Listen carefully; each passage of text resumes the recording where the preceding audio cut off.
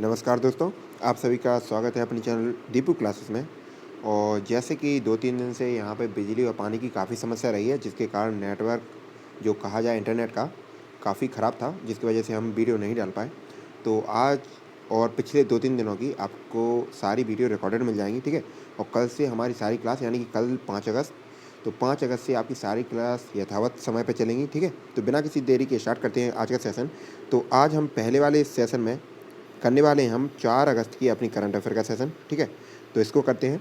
तो पहला क्वेश्चन होएगा 4 अगस्त की करंट अफ़ेयर का, कोविड-19 के खिलाफ 100% टीकाकरण कराने वाला पहला भारतीय शहर कौन-सा बन गया है? तो ये हाल ही में भुवनेश्वर बन गया है। और भुवनेश्वर कहा जाए कहाँ का, तो ये हमारा उड़ीसा का है। बढ़ते हैं इसके बारे में।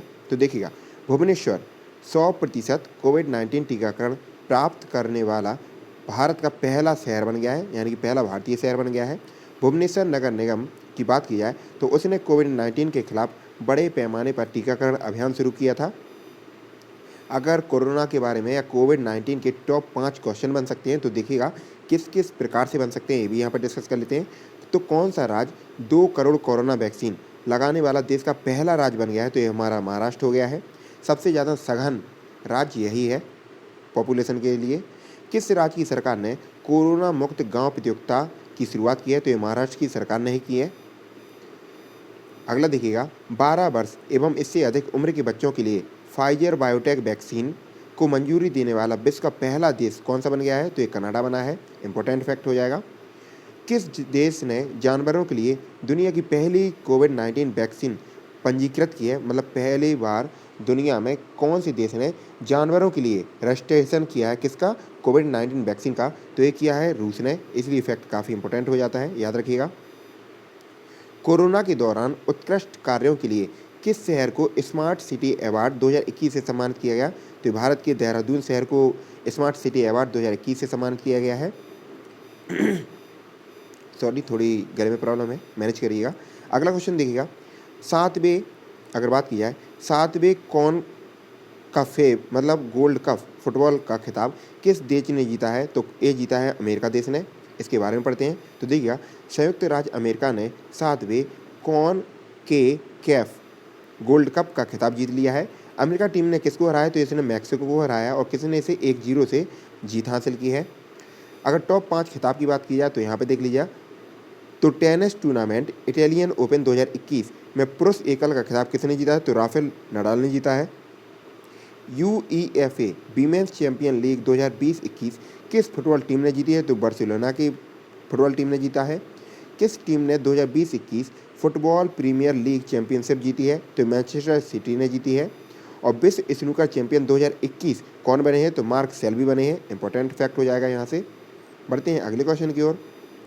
अगला फैक्ट देख लीजिए इसी में, टेनिस चैंपियनशिप मियामी ओपन 2021 का पुरुष सिंगल का खिताब या कहा जाए किसने जीता है? तो हॉबर्ट हरकच ने जीता है। बढ़ते हैं अगले क्वेश्चन पर। तो अगला क्वेश्चन देखिएगा, निकोल पासिनियान किस देश के फिर से प्रधानमंत्री बने हैं? तो ये आर्मेनिया के प्रधानमंत्री बने हैं, पहले भी थे और फिर से बने हैं। देखिएगा, तो टॉप 5 देशों की अगर प्रधानमंत्री की नियुक्तियां देखी जाए तो ये भी इंपॉर्टेंट हो जाता है। तो स्टीफन लोफबेन स्वीडन के प्रधानमंत्री, एरियल हेनरी हैटी के प्रधानमंत्री और यहाँ के राष्ट्रपति की घर में घुसकर हत्या कर दी गई थी। आयमन बेनावर्दारम अल्जीरिया के प्रधानमंत्री बने हैं। नफ्ताली बेनेट काफ़ी इंपॉर्टेंट है, इजराइल के प्रधानमंत्री। और किम बू क्यूम दक्षिण कोरिया के प्रधानमंत्री बने हैं, सारे याद रखिएगा। बढ़ते हैं अगले क्वेश्चन पर। तो निसार नामक मिशन लॉन्च करने के लिए किन 2 अंतरिक्ष एजेंसियों ने समझौता किया है? तो किन 2 अंतरिक्ष एजेंसियों ने मिलकर निसार नामक मिशन को लॉन्च किया है? तो हाल ही में इसरो और नासा। इसरो कहा जाए तो इसरो हमारी भारत की हो जाएगी, और अगर बात की जाए इसरो हो जाएगी हमारी भारत की और नासा हो जाएगी हमारी अमेरिका की, दोनों याद रखिएगा। इसके बारे में पढ़ते हैं। तो देखिएगा, निसार ए नासा इजरो, इसका पूरा नाम देखिएगा, NASA ISRO SAR, NASA ISRO SAR का संक्षिप्त नाम है। अगर कहा जाए इसका फुल फॉर्म तो फुल फॉर्म ये हो जाएगा सार सिंथेटिक एपर्चर रडार, इसका फुल फॉर्म को संदर्भित करता है, जिसका उपयोग नासा द्वारा पृथ्वी की सतह में होने वाले परिवर्तनों को मापने के लिए किया जाएगा। तो कहा जाए कि सार का किस लिए उपयोग किया जाएगा? तो सार नासा द्वारा उपयोग करेगा किस लिए? कि पृथ्वी की सतह में कोई भी परिवर्तन होगा तो उसको मापेगा। यह उच्च रेजोल्यूशन छवियों को, मतलब बहुत ही फाइन, ठीक है, फाइन छवियाँ यानी कि फ़ोटो को प्राप्त करवाने वाली एक तकनीक को संदर्भित करता है। अपनी सटीकता के कारण यह बादलों और अंधेरों को भी भेदने में सक्षम है, जिसका अर्थ है कि किसी भी मौसम में दिन या रात किसी भी समय डेटा एकत्रित करने में यह सक्षम है। मतलब रात रहेगी, दिन रहेगी, बादल रहेंगे, कैसे भी मौसम रहेगा, इसकी इतनी अच्छी क्वालिटी है कि किसी भी तरह के वायुमंडल में कहा जाए कोई भी प्रकार की फ़ोटो निकाल सकता है। इस मिशन को 2023 में लॉन्च किया जाएगा। तो कहा जाए कब इसको लॉन्च किया जाएगा, तो नसार को 2023 में लॉन्च किया जाएगा। बढ़ते हैं अगले क्वेश्चन पर। तो विश्व स्तनपान सप्ताह हर साल किस महीने के पहले सप्ताह में मनाया जाता है, तो काफ़ी इंपॉर्टेंट है। ब्रेस्ट फीडिंग जिसको कहते हैं, दुग्धपान, तो ये अगस्त के पहले सप्ताह को में किया जाता है, और अगस्त जैसे कि चल रहा है तो ये हमारा स्तनपान सप्ताह चल रहा है। इसके बारे में पढ़ते हैं। तो विश्व स्तनपान सप्ताह हर साल अगस्त के पहले सप्ताह में माताओं और शिशुओं के लिए स्तनपान के महत्व पर जागरूकता बढ़ाने के लिए 1 से 7 अगस्त के बीच मनाया जाता है। थीम अगर कहा जाए इस बार की, तो स्तनपान की रक्षा करें, एक साझा जिम्मेदारी है। और जैसे बड़े बड़े टेम्पल हैं, जैसे साईं का टेम्पल है, ठीक है, तो वहाँ पे ब्रेस्ट फीडिंग के लिए, मतलब स्तनपान के लिए अलग अलग स्थान भी बनाए गए हैं, ठीक है। काफ़ी अच्छा विषय है। और पिछले अगर करंट अफेयर का रिवीजन किया है तो ये भी देख लेते हैं कि कौन सा दिन किस दिन मनाया जाता है, कौन सा डे और किसकी क्या थीम है। तो देखिएगा, राष्ट्रीय चिकित्सक दिवस 1 जुलाई को मनाया जाता है। थीम आपकी लिखी है, काफ़ी बार डिस्कस करवा दिया है। नेशनल चार्टर्ड अकाउंट डे 1 जुलाई को मनाया जाता है। विश्व खेल पत्रकार दिवस 2 जुलाई को मनाया जाता है। विश्व अज्ञात उड़ान वस्तु UFO दिवस, काफ़ी इंपॉर्टेंट, 2 जुलाई को मनाया जाता है। अंतर्राष्ट्रीय सहकारिता दिवस प्रतिवर्ष 3 जुलाई को मनाया जाता है। थीम आपके सामने है। अगला देखिएगा, हल्दीबाड़ी चिलाहाटी रेलवे मार्ग भारत और किस देश के बीच फिर से शुरू हुआ है, तो हल्दीबाड़ी चिलाहाटी रेल मार्ग बांग्लादेश और भारत के बीच में अभी हाल ही में स्टार्ट हुआ है। इसके बारे में पढ़ते हैं। तो भारत और बांग्लादेश के बीच 1 अगस्त 2021 से हल्दीबाड़ी चिलाहाटी रेलवे मार्ग के माध्यम से मालगाड़ियों का नियमित संचालन शुरू हो गया है। सबसे पहले क्या, मालगाड़ियाँ भेजी जाएंगी। 56 साल बाद इस रेल लिंक फिर से बहाल किया गया है, मतलब 56 साल तक बंद पड़ा था, इसको फिर से चालू किया गया है। हल्दीबाड़ी रेलवे स्टेशन भारत के पश्चिम बंगाल में स्थित है और चिलाहाटी रेलवे स्टेशन बांग्लादेश में स्थित है, ठीक है। दोनों के दोनों याद रखिएगा कि कहाँ से कहाँ, तो पश्चिम बंगाल में है हल्दीबाड़ी और चिलाहाटी रेलवे स्टेशन कहाँ पे, बांग्लादेश में, ठीक है। यहाँ पे बांग्लादेश की बात हुई है तो इसके इंपॉर्टेंट फैक्ट देख लीजिए। बांग्लादेश की राजधानी ढाका, बांग्लादेश की करेंसी टका, बांग्लादेश के प्रधानमंत्री शेख हसीना, राष्ट्रपति की बात की जाए तो अब्दुल हामिद। गंगा नदी को बांग्लादेश में पद्मा के नाम से जाना जाता है, बहुत ही ज़्यादा इंपॉर्टेंट, और गंगा नदी भारत की सबसे लंबी नदी है। कमेंट बॉक्स में गंगा नदी की लंबाई बताइएगा।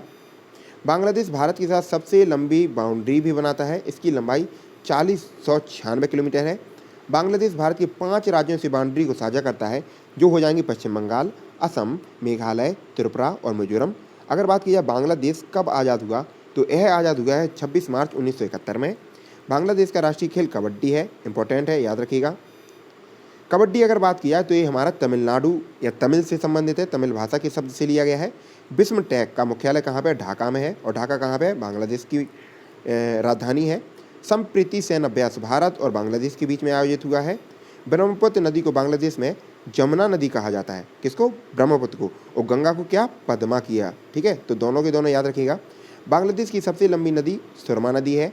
बांग्लादेश की संसद का नाम जातीय संसद या राष्ट्रीय संसद, काफ़ी इंपॉर्टेंट। किस भारतीय राज्य के साथ बांग्लादेश की सबसे लंबी सीमा बनती है, तो ये बनती है हमारी पश्चिम बंगाल के साथ, 4096 किलोमीटर। बढ़ते हैं अगले क्वेश्चन की ओर। The most incredible Olympic story पुस्तक का हाल ही में विमोचन हुआ है, तो इस पुस्तक को किसके द्वारा लिखा गया है, तो लुसियाने बेरनिक के द्वारा यह पुस्तक लिखित है। और अभी हाल ही में जो top 5 current book and author हैं उसके बारे में भी यहाँ चर्चा कर लेते हैं। तो द लाइट ऑफ एशिया पुस्तक जयराम रमेश के द्वारा, the struggle within a memoir of the emergency पुस्तक अशोक चक्रवर्ती के द्वारा, द ग्रेट बिग लॉयन पुस्तक क्रिसिस नाइट द्वारा। एक मिनट रुकिएगा जरा, इसकी ट्रांसपेरेंसी थोड़ी हाई कर लें, चलेगा। The art of conjuring alternate realities पुस्तक शिवम शंकर सिंह और आनंद वेंकट नारायण द्वारा। Urdu poets and rights James of Deccan पुस्तक JF इफ्तिखार द्वारा। तो सारी इंपॉर्टेंट हैं, याद रखिएगा। बढ़ते हैं अगले क्वेश्चन पर। तो मनप्रीत बोहरा किस देश में भारत के अगले उच्च आयुक्त कहा जाए हाई कमिश्नर के रूप में नियुक्त किए गए हैं, तो ये नागुरा में किए गए हैं। इसके बारे में पढ़ते हैं। तो मनप्रीत बोहरा वर्तमान में ऑस्ट्रेलिया में भारत के उच्चायुक्त हैं। अगर यहाँ पे नाउरा की बात हुई है तो ये देख लीजिएगा, नाउरा ओशनिया महाद्वीप में स्थित है। यारेन यहाँ की राजधानी हो जाएगी। करेंसी की बात की जाए तो नाराउ की करेंसी ऑस्ट्रेलियन डॉलर है। राष्ट्रपति लियोनस एंगिमिये हैं।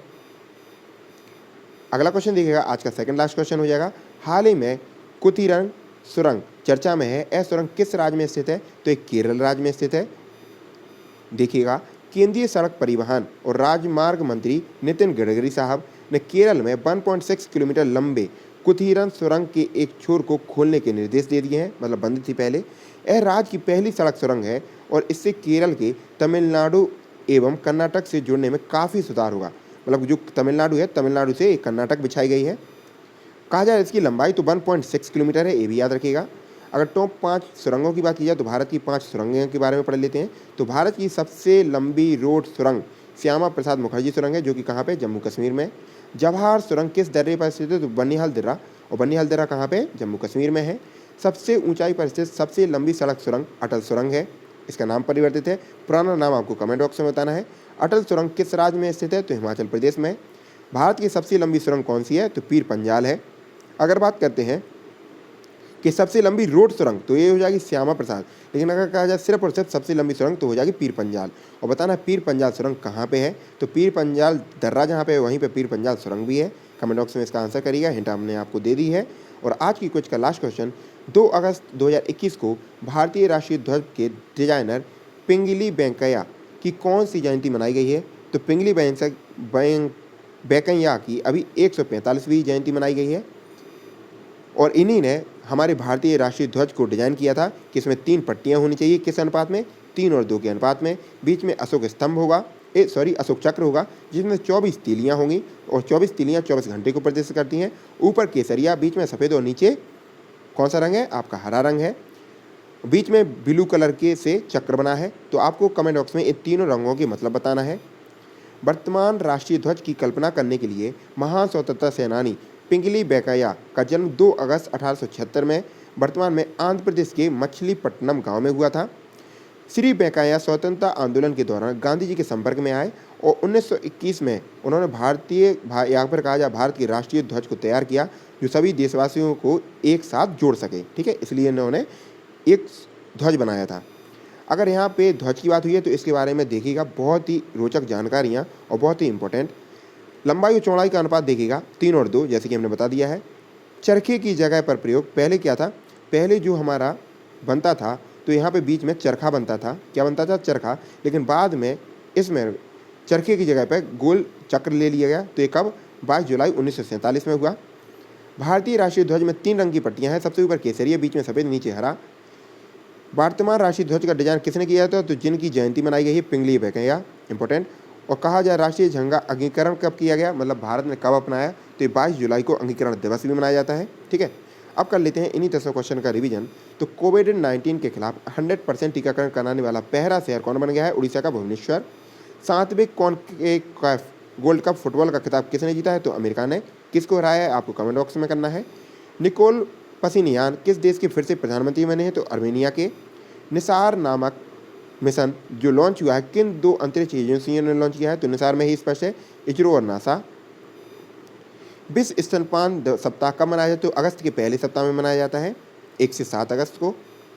हल्दीबाड़ी चिलाहाटी रेलवे मार्ग, तो हल्दीबाड़ी हमारा पश्चिम बंगाल में, चिलाहाटी है हमारा बांग्लादेश में, तो ये हो जाएगा बांग्लादेश के बीच में। The most incredible Olympic story को किसने लिखा है, जो हाल ही में पुस्तक का विमोचन हुआ है? तो यही इसको लिखा गया है लुसियाने बेर्नेक द्वारा। मनप्रीत बोहरा किस देश के भारत के अगले उच्चायुक्त के रूप में नियुक्त हुए हैं? तो ये नाउरा में, और नाउरा कहाँ पे? ऑस्ट्रेलिया में। हाल ही में कुथिरंग सुरंग चर्चा में है, लंबाई 1.6 किलोमीटर, केरल में बनाया जा रहा है। इसका उद्घाटन कौन कर रहा है? तो ये हमारे परिवहन मंत्री नितिन गडकरी साहब, केरल में। तो केरल के तिरुवनंतपुरम से कर्नाटक तक बनेगा ये। 2 अगस्त 2021 को भारतीय राष्ट्रीय ध्वज के डिजाइनर पिंगली वेंकैया की कौन सी जयंती मनाई गई? 145वीं। तो ये थी हमारी 4 अगस्त की आपकी करंट अफेयर का सेशन। आशा करते हैं चीज़ें स्पष्ट हुई होंगी। अगर चैनल पर पहली बार आ रहे हैं तो चैनल को सब्सक्राइब कर लीजिए, बेल आइकन पर ज़रूर प्रेस कर लीजिए ताकि जब भी हमारे लाइव सेशन हो या कोई भी इम्पोर्टेंट पढ़ाई के संबंधित आपको वीडियो मिले तो आप उसका अध्ययन जल्दी से जल्दी कर सकें। दोस्तों के साथ में ज़रूर शेयर कीजिएगा क्योंकि हमने बहुत ही सिलेक्टिव वही क्वेश्चन लिए हैं जिसकी उम्मीद सबसे ज़्यादा क्वेश्चन में मतलब आपके एग्जाम में आने की है। तो ऐसे ही हँसते रहिए, पढ़ते रहिए, मुस्कुराते रहिए। बाय बाय, टेक केयर, जय हिंद। मिलते हैं अगले सेशन में, तब तक के लिए धन्यवाद।